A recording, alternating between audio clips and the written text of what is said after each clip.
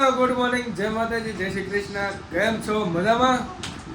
કાલ કીધું તેમ આજ છે અમારે વાસી ખીર, એટલે વાસી ઉત્તરાયણ. કાલ આપણે ઉત્તરાયણ વિડીયો જોયો છે તો મને કહેજો તમને વિડીયો કેવો લાગ્યો. કાલનો વિડીયો સારો લાગ્યો હોય તો કોમેન્ટ કરજો, અને જે ન ગયું હોય એ કોમેન્ટ કરજો.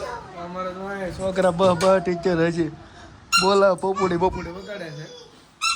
આજ છે વાસી ખીર ને આજના વિડીયોમાં આપણે ક્યાંક જઈશું.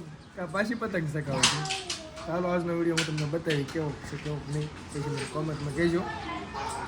અને વાસી ખીર ઉજવી. હાલો આપણે આવી ગયા છીએ ધાબા ઉપર વાસી ખીરની મજા લેવા હતું.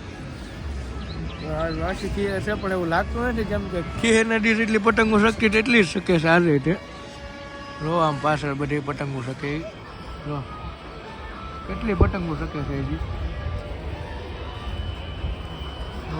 સુરતમાં તો વાસી ખીર પણ ખીર જેવી જ હોય કાંક.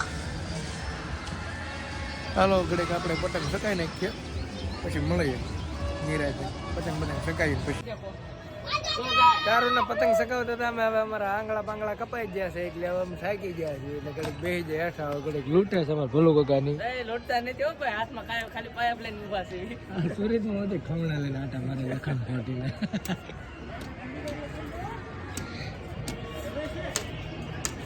વાગી ગયા છે 12:30 તો એ જે કોઈ ખાવા નથી ઉતરતા, હજી બધા પતંગો સકાવે. પવન છે ને તોય બળ ઘરે બેઠા બેઠા.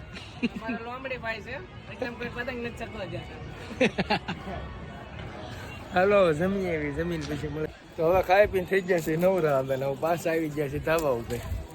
પાછો ધંધો ચાલુ કરી દઈએ પતંગ સકાવવાનો. અત્યારે તો અમારે નીતિનભાઈ આવી ગયા છે પાછા, લઈ આવ્યા છે નીતિનભાઈને તડકાના. હાલો ઘડીક પતંગ સકાઈએ. ત્યારે તો આજે જેવું લાગે ભાઈ.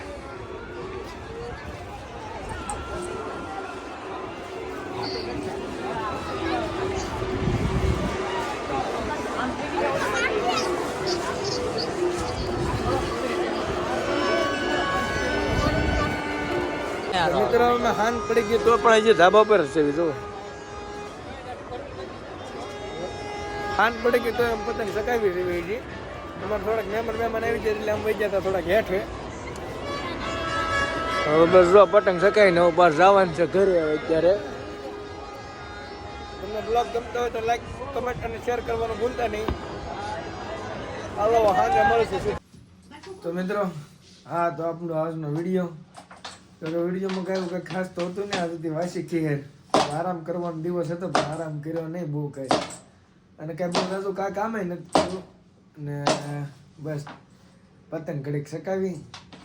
નાનો અમથો વિડીયો છે, તમને ગમે તો લાઈક શેર કમેન્ટ કરવાનું ભૂલતા નહીં. અને આ મળીએ એક નવા બ્લોગમાં. ત્યાં સુધી બધાને બાય બાય. જય માતાજી, જય હિન્દ, જય ભારત.